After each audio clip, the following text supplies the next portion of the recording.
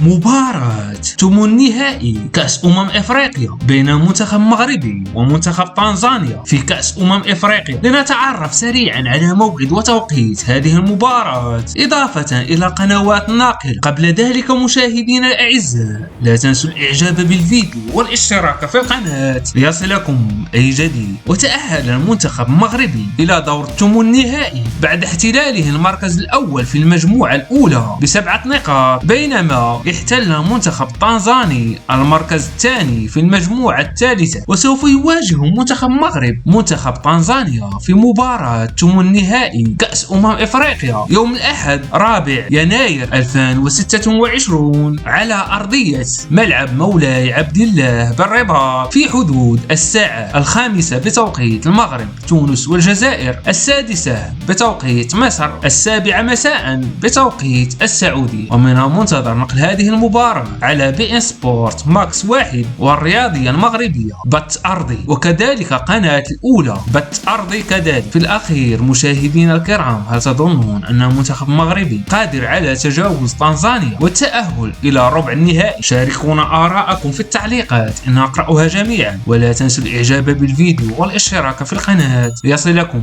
أي جديد.